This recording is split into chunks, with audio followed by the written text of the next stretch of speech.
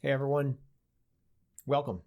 This is my podcast. I'm exercise physiologist Joe Cannon, back for another week where I drop some more truth bombs on you.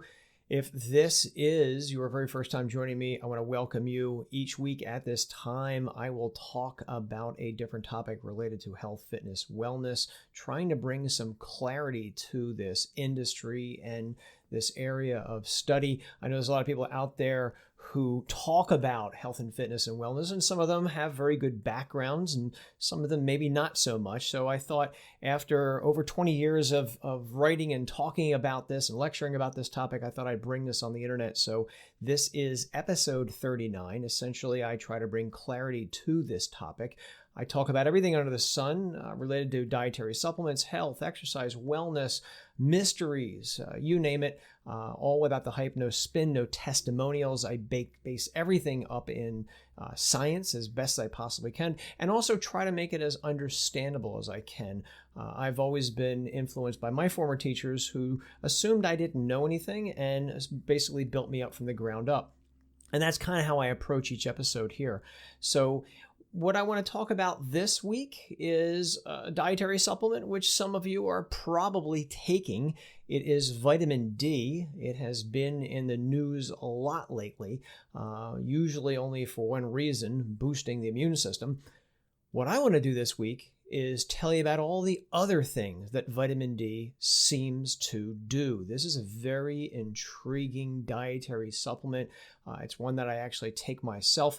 And what I want to do in our time this week is, as best as I possibly can, try to make you an expert on vitamin D. We're going to talk about a whole host of things related to this very, I'll say it, sexy vitamin. But before I get into this, I do want to talk about the myth of the week. Again, if you're just joining me, I do like to bust a myth every week and talk about something that is usually misunderstood or wrong in the case of health and wellness. This week, I want to tackle the topic about, can the ketogenic diet cause you to fail a breathalyzer test? So you're driving down the road, you maybe don't use your turn signal, police pull you over, they do a breathalyzer test, and you fail it because you're on the ketogenic diet. Is that really a thing? Well, if you search for this on the internet, you're going to see several defense attorney websites that actually do discuss this possibility. The idea here is that acetone, which is a ketone made during the ketogenic diet, acetone can be transformed into isopropyl alcohol. Yeah, alcohol. Acetone, which is again normally made during the ketogenic diet, can be transformed into isopropyl alcohol. You may know this better as rubbing alcohol. You may have it in your cabinet or closet at home. So it turns out that breathalyzer tests may mistake isopropyl alcohol for ethyl alcohol. Ethyl alcohol is the alcohol that's in beer and whiskey and other alcoholic beverages. So is there any actual proof of this? Could a breathalyzer test actually flunk you accidentally if you're doing the ketogenic diet because of this isopropyl alcohol that it's detecting? When I looked into this, I did find a report dating back to 2007. This was a 59-year-old man in the United Kingdom.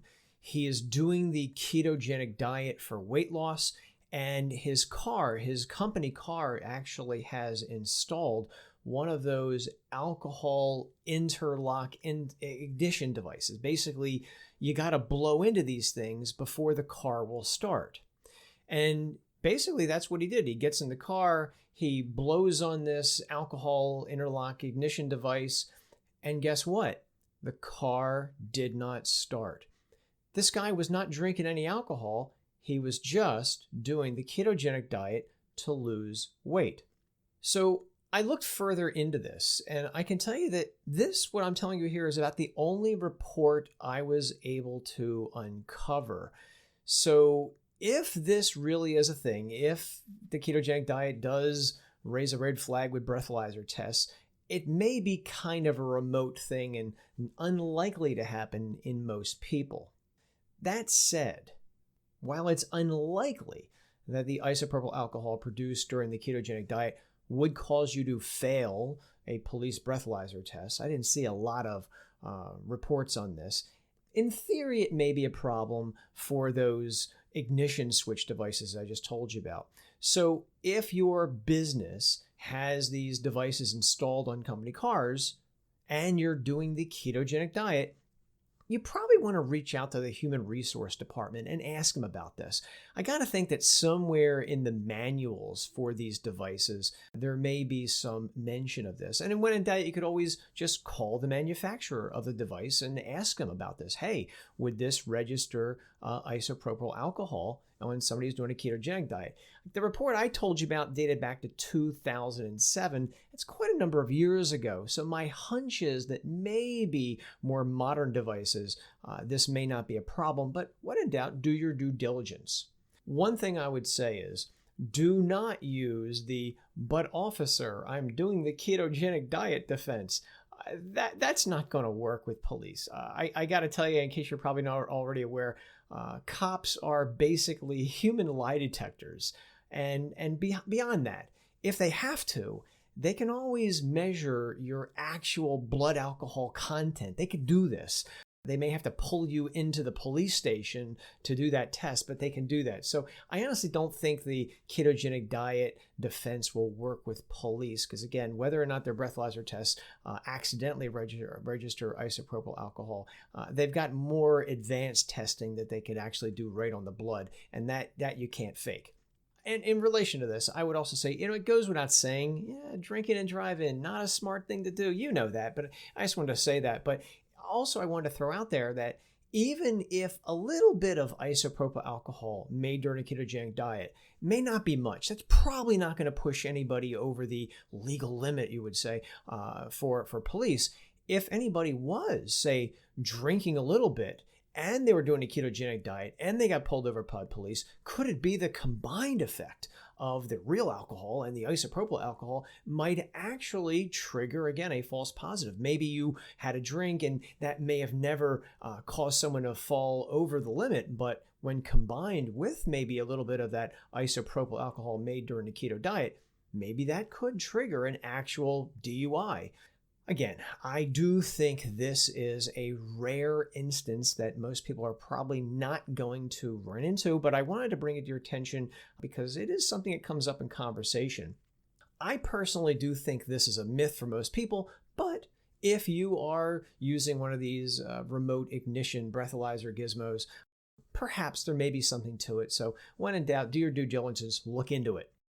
Now, let's leave the myth and let's talk about the main topic today, which is vitamin D. I would guess that pretty much a significant amount of people who are listening to me right now are probably deficient in vitamin D. I have seen this over the years. A lot of people I've talked to over the years have told me this, and a lot of research does seem to show this. So what I want to do in this time together I have with you is go through an awful lot of questions and answers about vitamin D. Some of this stuff you may have heard, some of it you may not have heard. What I'm going to do here is I want to basically synthesize my own investigations over the years and looking at the research with what I gleaned from a very interesting book, which I'll recommend to you, called The Vitamin D Solution by Dr. Michael Hollick. He's actually considered one of the top researchers on vitamin D.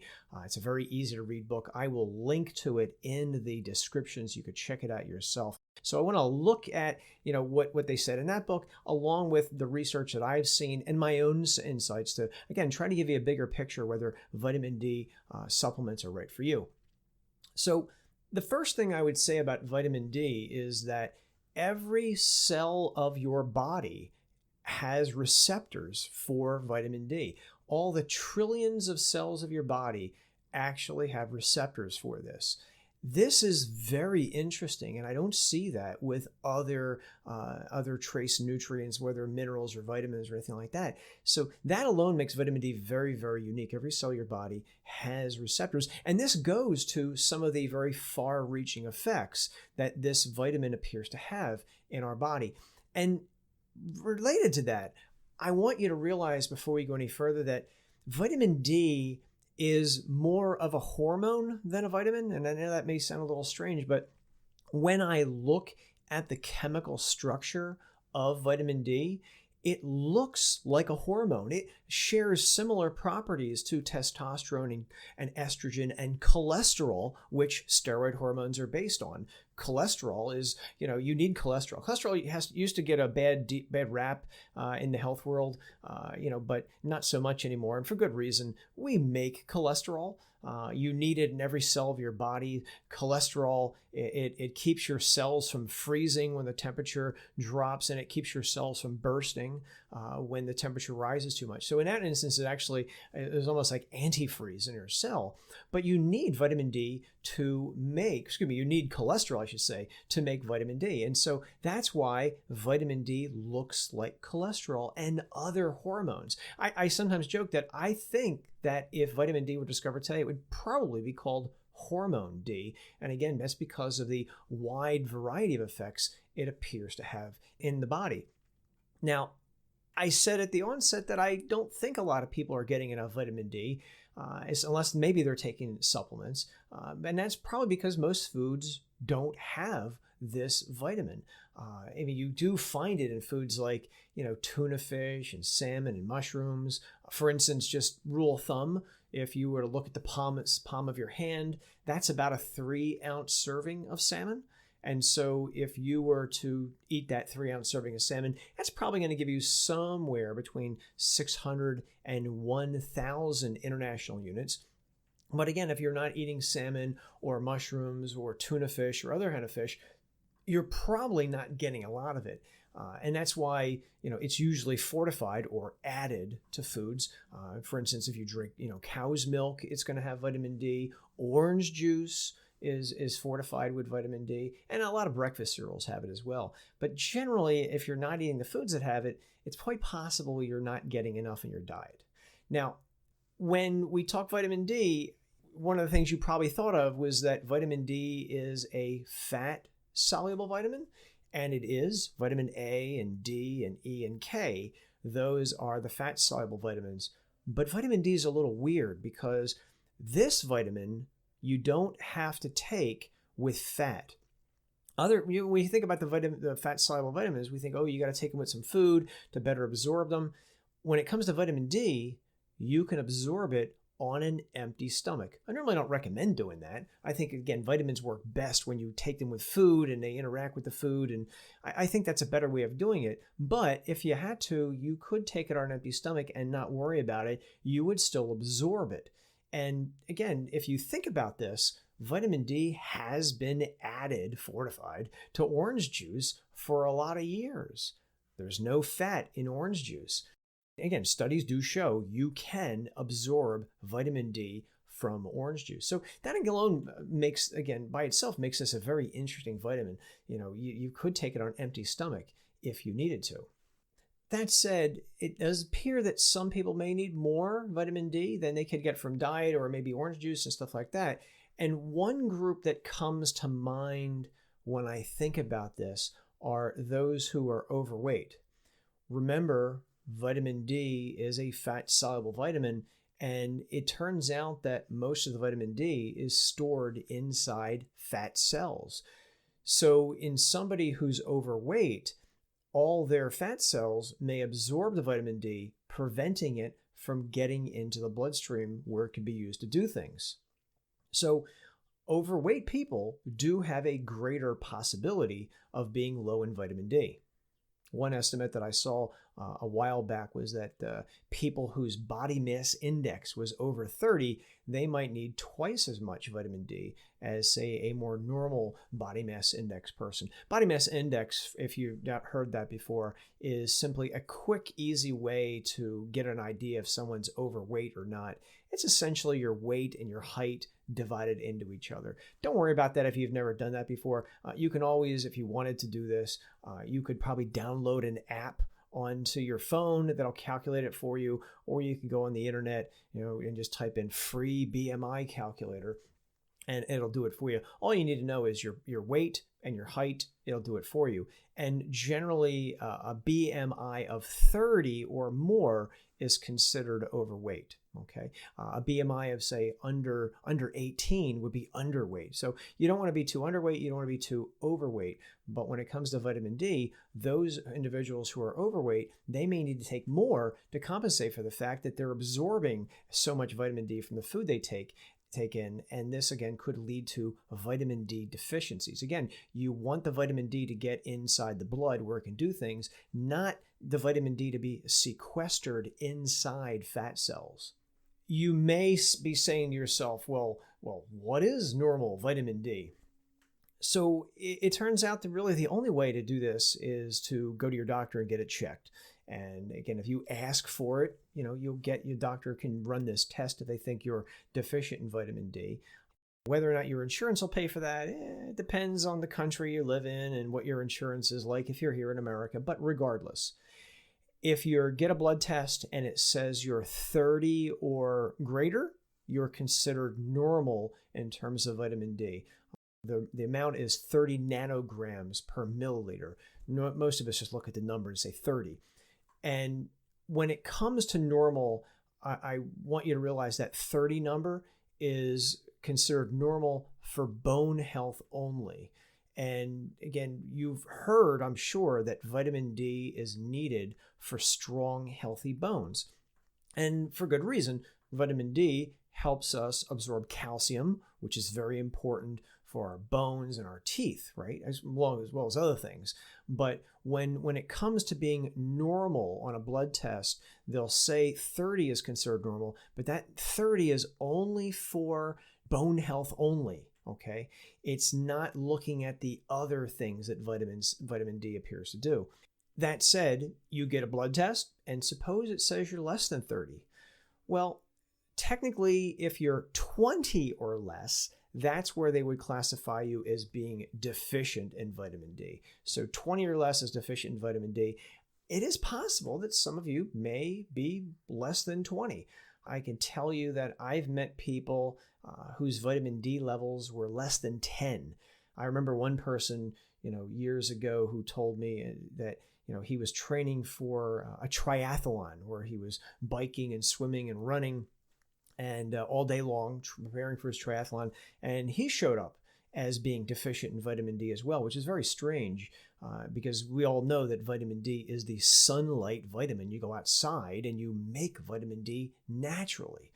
But again, even in some people who do spend time outside, they may also be deficient as well. Again, it comes back to the only way to really know is to get the test done yourself. There are some home kits that you could probably order online, but next time you go to your doctor, just ask them. Say, hey, can you throw a vitamin D test in there and let's see where I show up. Once again, 30 is considered normal and 20 or less is considered deficient. That said, I cannot tell you, and nor can anybody tell you, what the optimal vitamin D level is in the body. So normal and optimal are different. Again, normal is essentially on a blood test considered for bone health only. But what about the other things vitamin D appears to do? It appears to have a wide array of effects in the body, which we're going to talk about in a moment.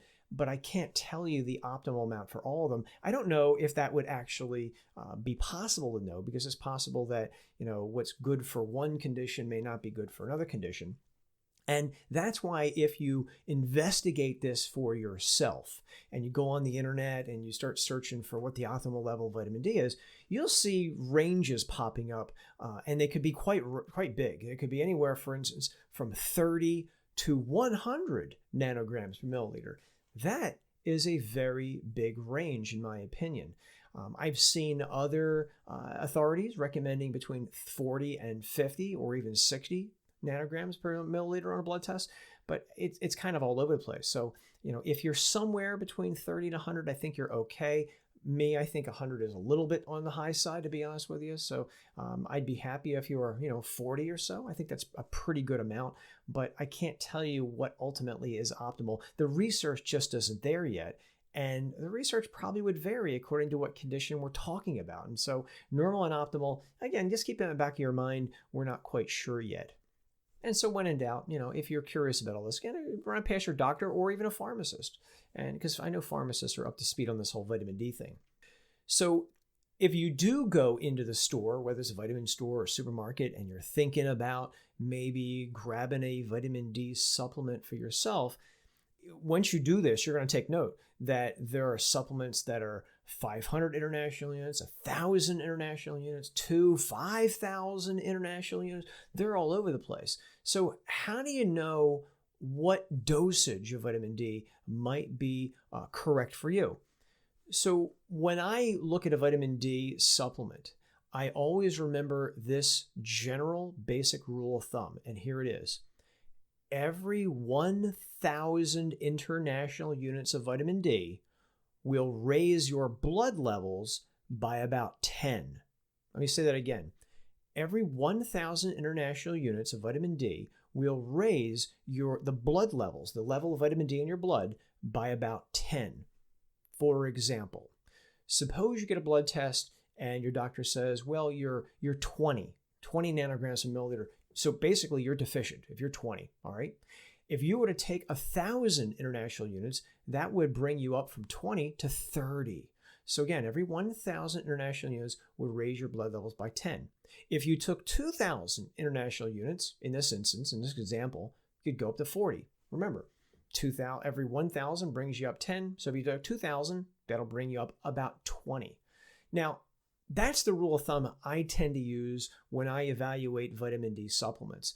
This rule of thumb is not perfect. It's, again, rule of thumb. So there's always going to be some fluctuation here or there, but that'll give you at least some insights into how to evaluate a supplement if you're thinking what might be right for you.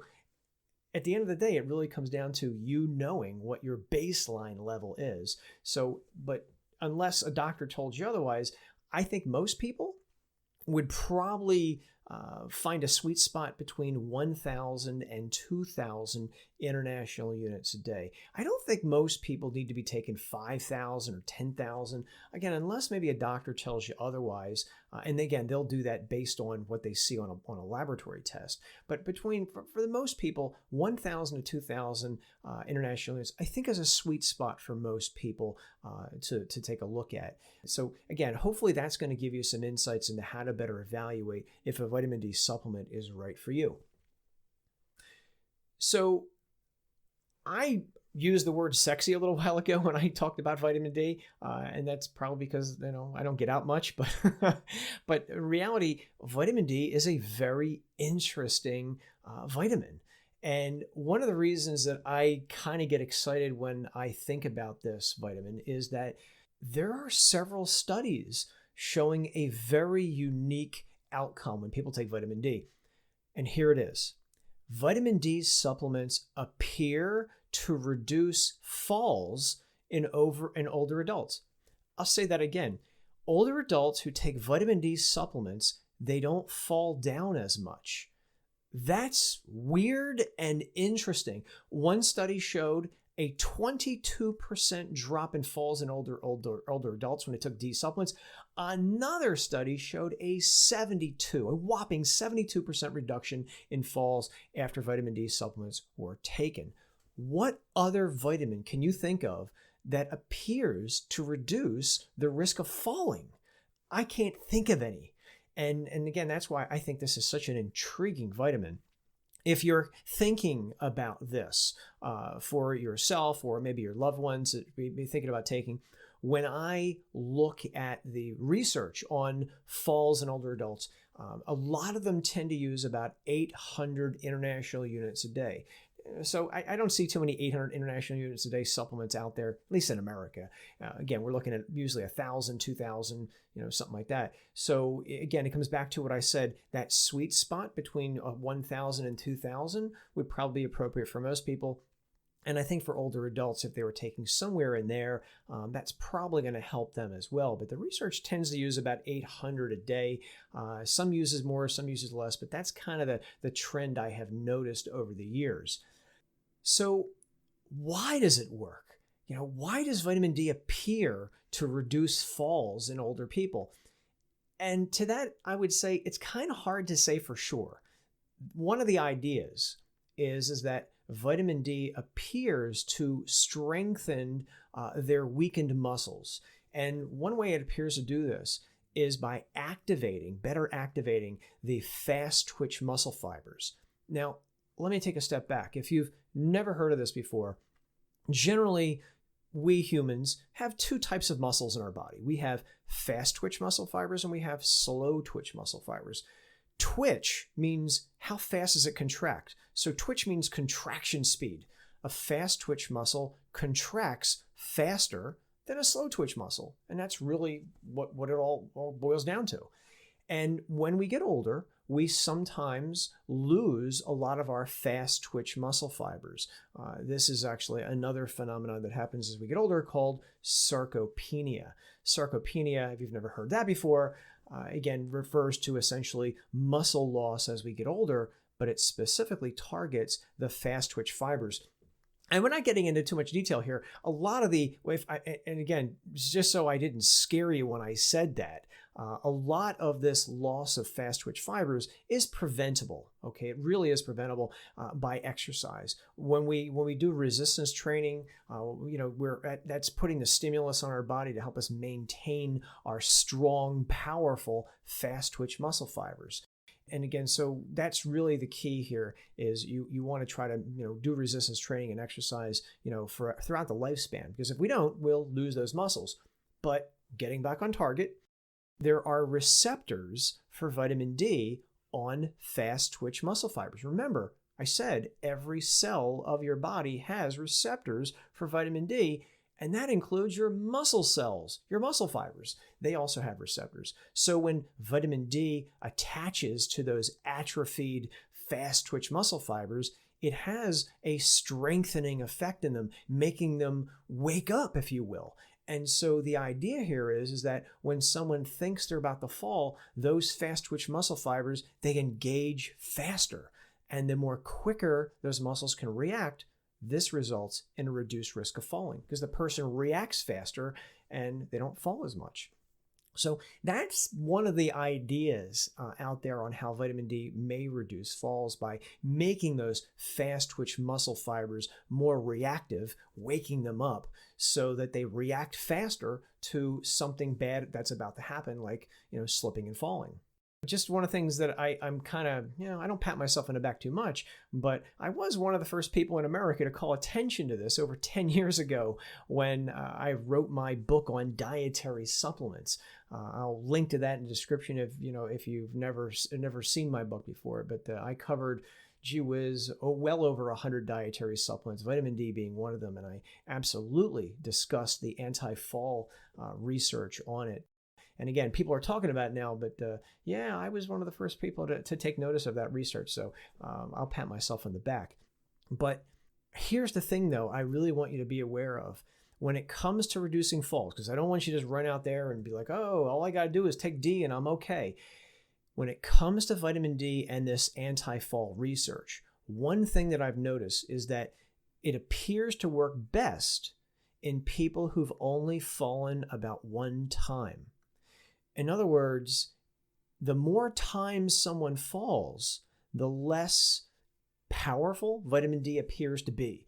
It seems to work less the more times you fall. So if you've fallen, 5 times, it's probably not going to work as well in someone who's only fallen 1. And this may be because more falls may mean the person is weaker and weaker and weaker, and vitamin D may be only able to do so much. It may have a threshold beyond which it doesn't seem to work like that anymore. And that's why I think vitamin D needs to be combined with exercises that not only specifically improve balance, but also make the muscle stronger. Gets back to what I said a few minutes ago.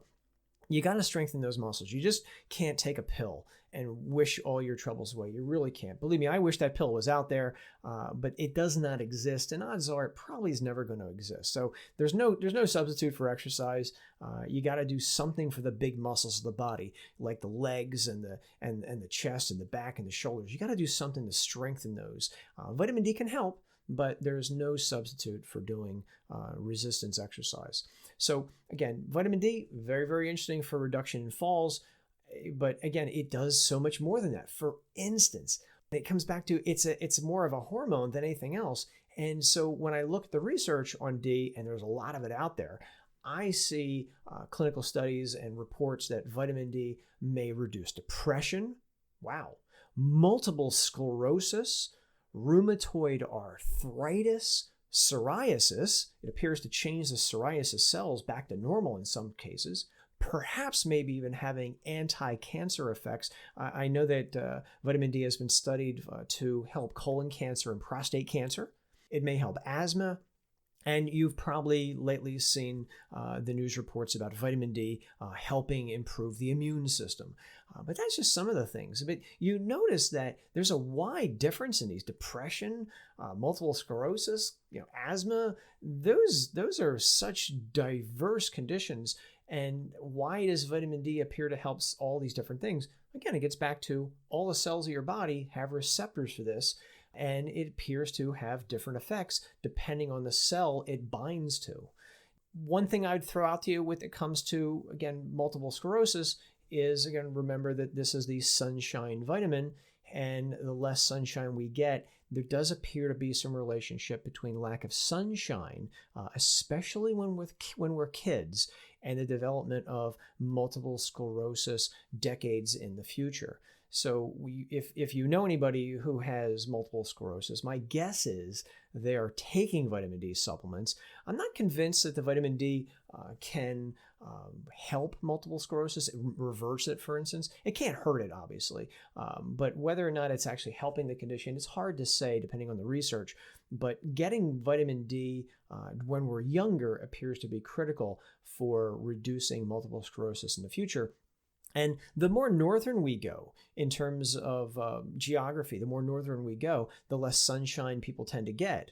And so because of that, there's more multiple sclerosis in the northern part of America, for instance, than in the southern part. Again, it gets to the whole sunshine thing. And then just for trivia's sake, if you're curious, I did a little research on this recently, and it turns out that Canada has the greatest amount of multiple sclerosis on Earth. They have the most cases out there. And again, Canada doesn't get a lot of sunshine like we do maybe down in Florida, for instance, or even Hawaii.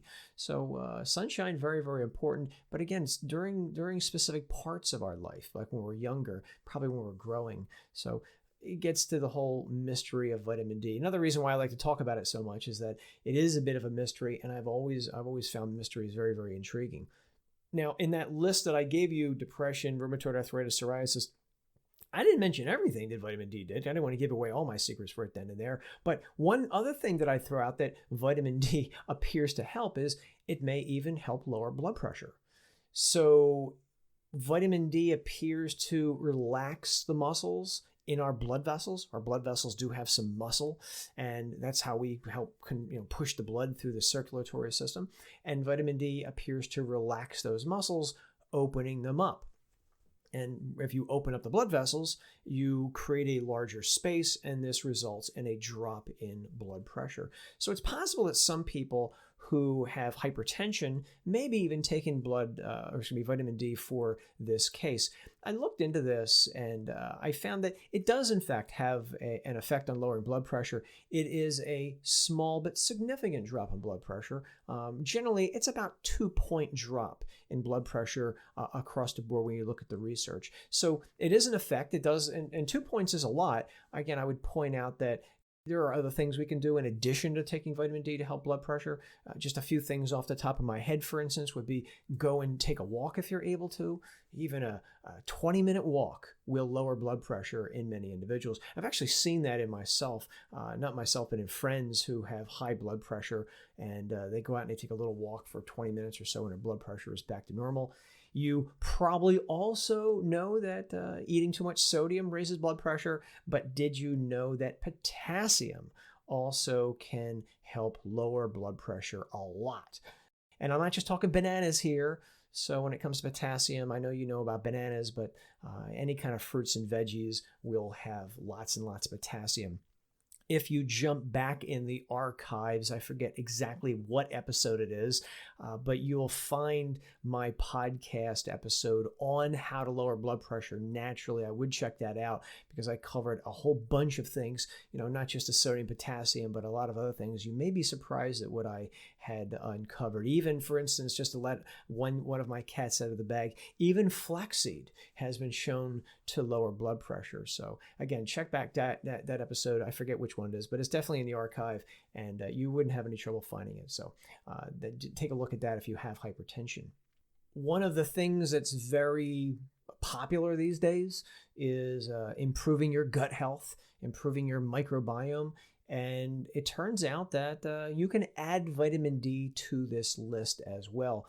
There is some research out there that does appear to show that vitamin D supplements alter the composition of our microbiome, those bacteria that live mostly in our large intestine, but they're everywhere. They're on our skin and stuff like that, but mostly they're in our colon, our large intestine. And research that does appear to show that vitamin D supplements can alter the composition of our microbiome.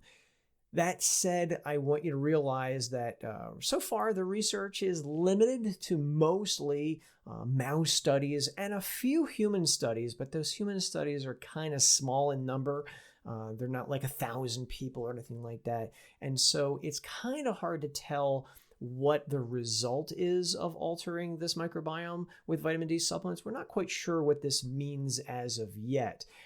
So it's definitely something to take a look at, another reason to take vitamin D supplements. But I would be remiss if I did not tell you that in addition to vitamin D, if you are thinking about altering and improving your gut health, you could take a probiotic supplement if you wanted to. But I would actually encourage you to do these two other things instead, and that would be exercise and eating a more fiber-rich diet.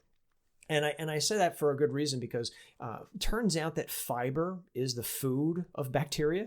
The bacteria inside of you like to eat fiber. And that's why if you go into the store and you look for these probiotic supplements sometimes, you'll see sometimes they'll say it's packed with prebiotics.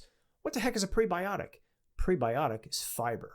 The bacteria inside you eat the fiber, and then they give off compounds, which we in turn use to stay healthy. So it's a symbiotic relationship. They eat the food we eat, and then they give us benefits in the process. And it turns out that fiber is one of the main things that those bacteria like to eat. And food for thought, pun intended, if you're not getting enough fiber, those bacteria get hungry, and then they actually start to eat us. So our intestines, I'm getting off target here a little bit, but I want you to think about this. Our intestines actually have a mucous membrane, which protects us from the stuff that's inside of us, like those bacteria. Well, that mucous membrane in our intestines is loaded with carbohydrates and stuff that the fiber like to eat. So if we don't give our microbiome the food they eat, they'll start looking for an alternative fuel source, which happens to be us. And so you may hear about people who, for instance, they may say they have a condition called leaky gut. Leaky gut is where the intestines, actually that mucous membrane starts to break down, and things can leak inside the body where it shouldn't be. And so eating a more fiber potent diet can actually do a good job of helping that condition. So fiber absolutely can bolster the microbiome, as well as exercise. I did want to circle back and talk about that. There is some very interesting research on exercise improving the microbiome. It does appear that it works a little differently for people. It may be, you may have to exercise at a somewhat higher intensity to change the microbiome. Again, the research is kind of in its infancy at this point, but regardless, microbiome is great, and again, it's a very popular topic these days. I want you to realize, however, that there's more to us than microbiome health, and exercise does lots of stuff for us. And I don't have to go into all that, and I'm sure, and actually, if you go back into the archives, I do have episodes on the microbiome, as well as little known benefits of exercise that you might want to check out. But exercise does appear to alter the microbiome.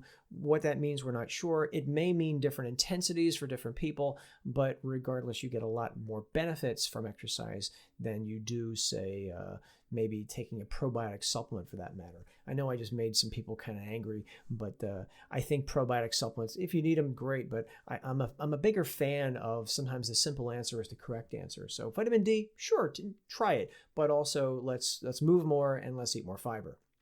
Now, another thing that people wonder about when it comes to vitamin D is, can it help people lose weight? And to that, I would say, I think the jury is out so far. And here's basically my take on the whole vitamin D weight loss question.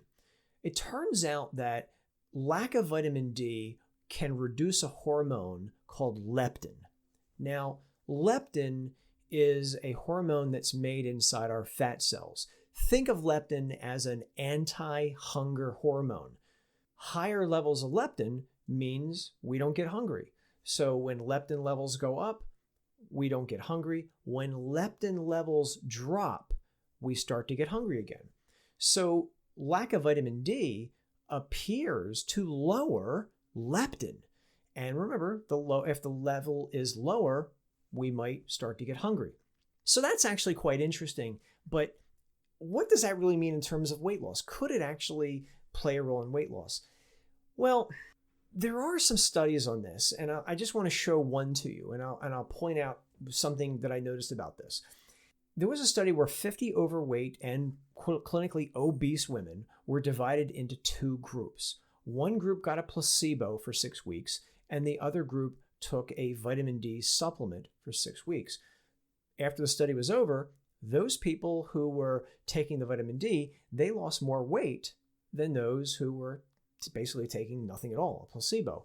And it wasn't an awful lot more. And I want to point that out. We're looking only at a few pounds at best. I think if I remember correctly, the placebo group gained about a pound, and the people taking vitamin D, they lost about 3 or 4 pounds. So it was, they said it was a significant amount, but it wasn't, in real life, it wasn't, oh my goodness, you dropped 40 pounds in 6 weeks. That didn't happen. So we're talking a difference of a few pounds at most here. But the thing I noticed with this investigation is these people took 50,000 international units of vitamin D per day for 6 weeks. 50,000. That is a lot of vitamin D, and I would not suggest you run to the store and try to grab that much vitamin D. I don't think that's something you should do without your doctor telling you to do it. Sometimes doctors will prescribe really big amounts of vitamin D, 25,000 international units and stuff like that. For people who are extremely low, the average person doesn't need to be taking that much vitamin D. So I thought that was kind of I don't want to say red flag, but it was something I thought was unrealistic when I looked at that study. Most people won't be taking that much, and I just don't think they should. But to be honest with you, I'm on the fence when it comes to whether vitamin D can help weight loss or not. I would like to see a few more better studies out there. And the other thing I'd like to see is, what about if someone took 1,000 or 2,000 international units for 6 weeks or 8 weeks? Would that have the same decrease in body weight that this study appeared to show with 50,000? I don't know, and I haven't seen an awful lot of that of this study out there. What I can say is that, again, if we come back to the fact that these people were overweight, well, then they probably needed more vitamin D. Whether it's 50,000 or not is debatable. They may or may not, depends. But, if they are overweight, they probably are lower in vitamin D. And if they raise their D levels, this may have an effect on leptin, which may curb appetite. Maybe there might be an effect, but at the end of the day, we're only as good as the research, and I don't see a tremendous amount of those studies out there. So it makes it a little difficult to draw a conclusion. But again, given all the other things that vitamin D appears to do, I think it's probably worth taking a look at least talking to your doctor about if you're thinking about weight loss or other things. If you are, again, going to the store or you're searching online for this stuff, you're going to quickly run into a bit of a roadblock. And the roadblock is this. You're going to see supplements calling themselves vitamin D2, and you're also going to see supplements calling themselves vitamin D3. What the heck is that? Well, turns out that vitamin D comes in essentially two flavors, vitamin D2 and vitamin D3. They're called, and I'm going to give you the other names for them because you may see them called this as well. Vitamin D2 is also called ergocalciferol, and vitamin D3 is often called cholecalciferol. Cholecalciferol. So what's the difference between these? Well, vitamin D3 is what we make when we go out into the sun. Vitamin D2 is more of a vegetarian form. It comes from yeast. So it turns out that when I kind of look online, I go lurking on different websites and stuff like that, I see a lot of people assuming that vitamin D3, which we make when we go out inside the sun, is better than vitamin D2. And they'll say, well, we make D3 when we go outside, so D3 supplements must be better. I don't think that's the case. I think vitamin D2 and vitamin D3 are equally effective. I think they're the same. As a matter of fact, as proof of this, all that research I was telling you about the anti-fall research with vitamin D2, a good amount of the studies showing reductions in falls actually use vitamin D2, not the sunlight form, D3.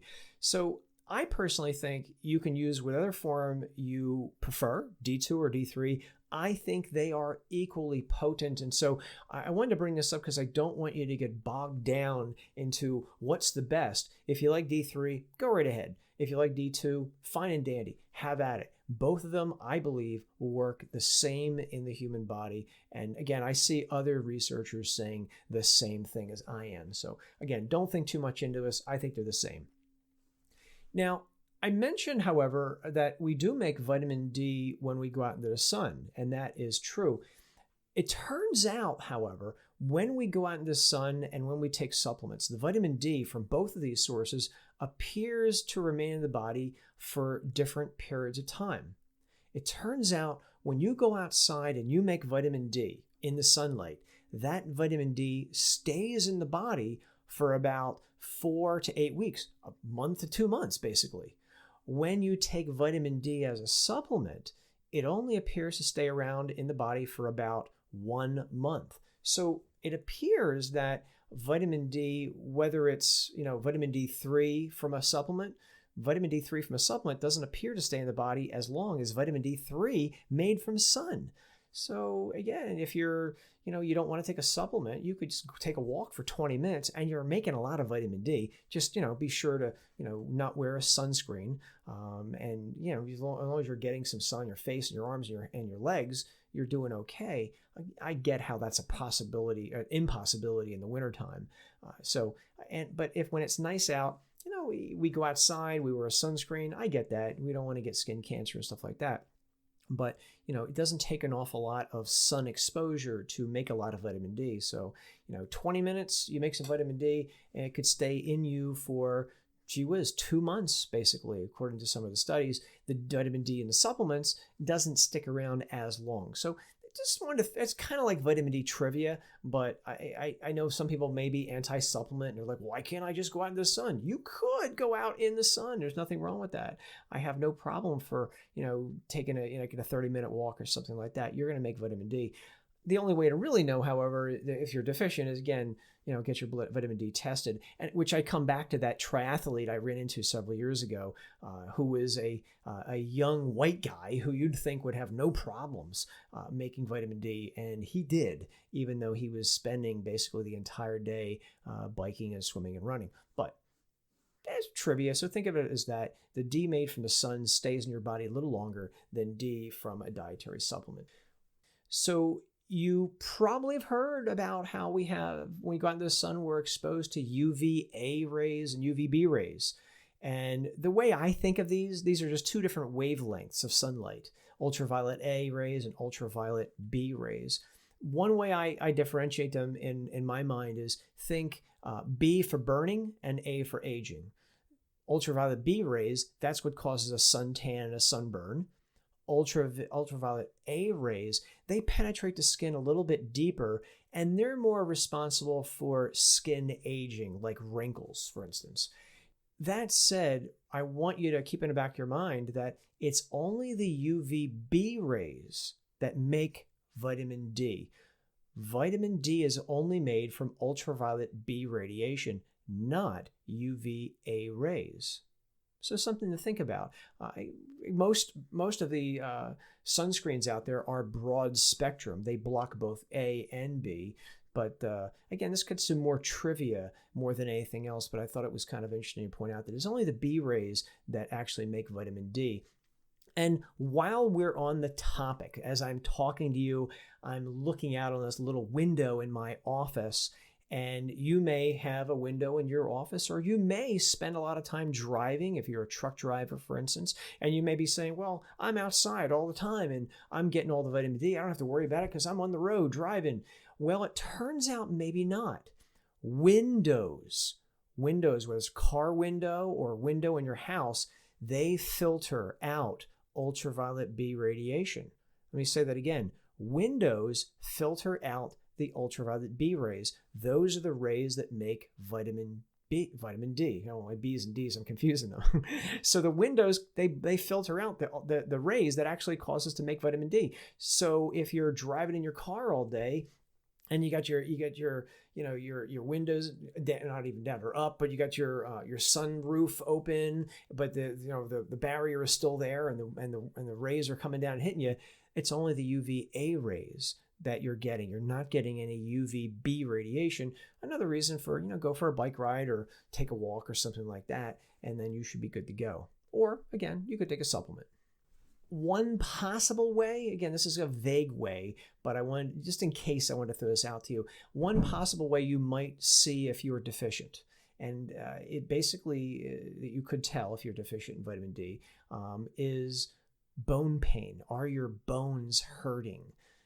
That could be a sign of a condition called osteomalacia, which is fancy talk for soft bones. In kids, they used to call it rickets. Rickets are a condition you used to see in America many, many decades ago until they started fortifying things with vitamin D, and it tended to go away. But one of the signs of osteomalacia was this diffuse bone pain. When you would press on the bone, it would hurt.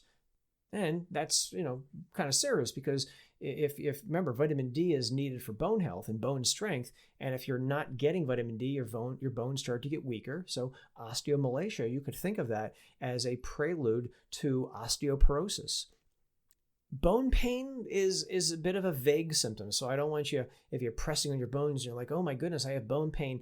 That may or may not be a sign of vitamin D deficiency. It can be a sign of vitamin D deficiency as well, and it could be a sign of other things. So rule of thumb, this is again more of a trivia thing. Don't use it completely as a diagnostic test. Again, the only way to really know is to get your levels checked. But if you are feeling pain in your bones, I do think it's best that you talk that over with your doctor. They'll do some tests and they'll figure out exactly what's going on.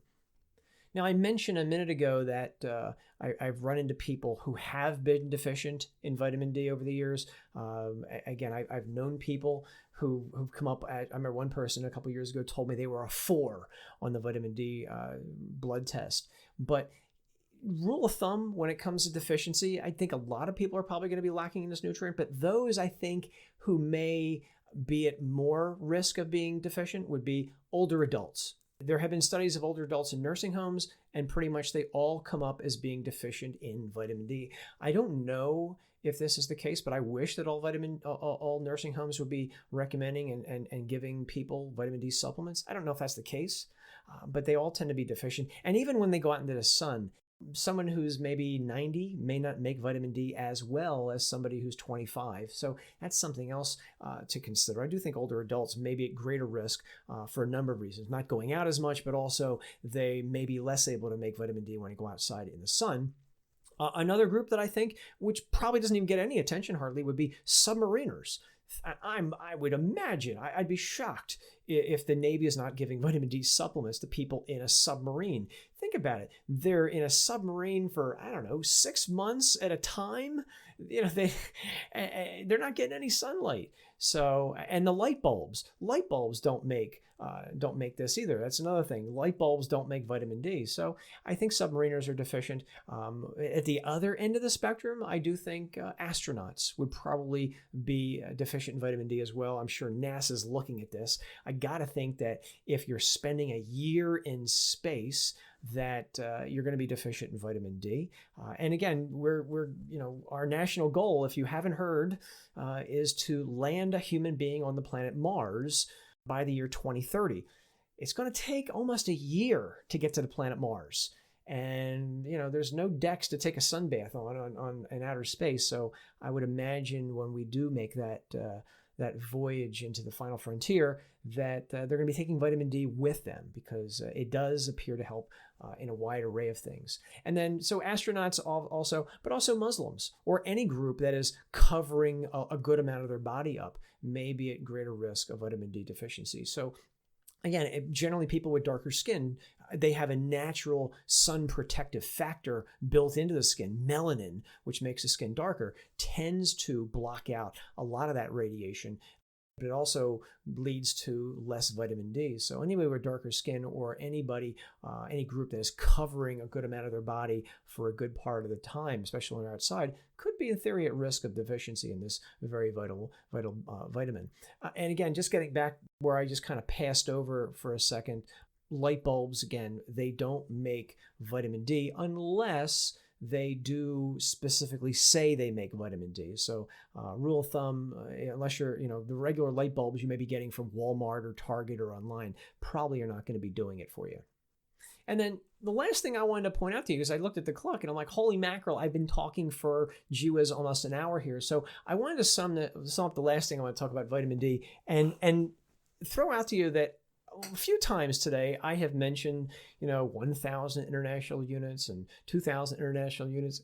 You may have said to yourself, what the heck is an international unit, Joe?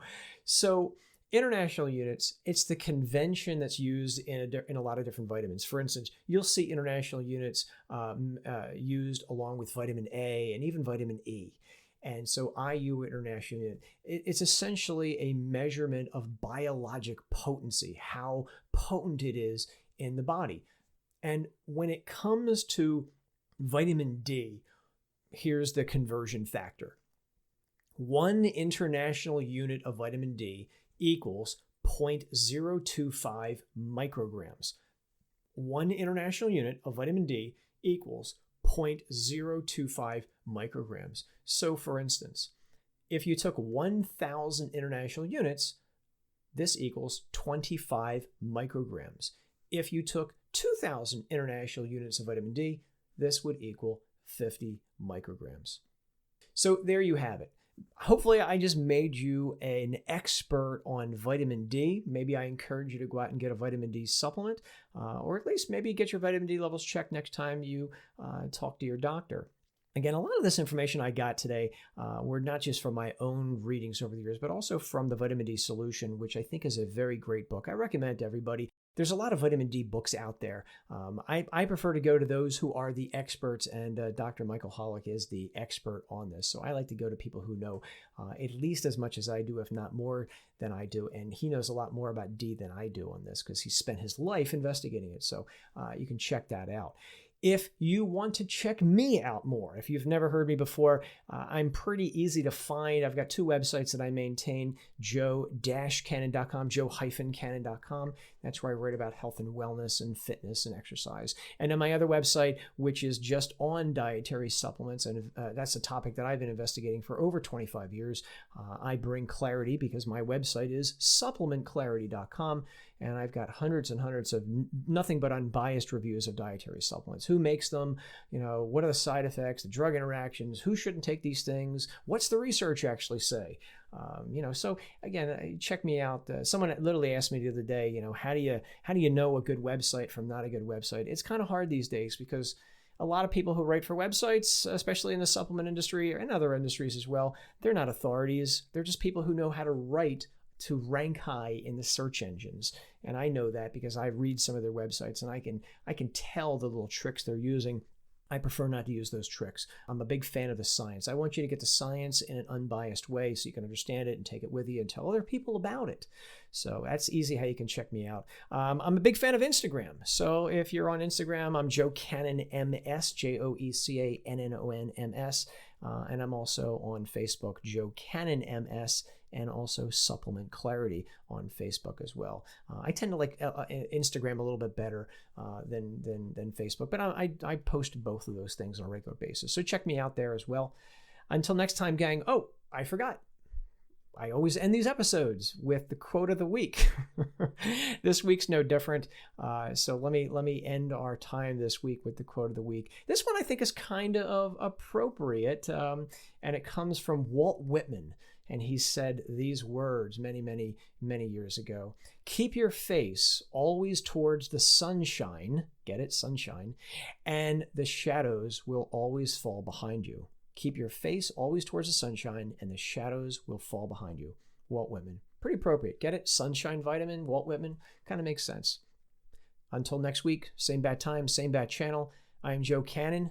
Be safe, and where you can, do try to make a difference.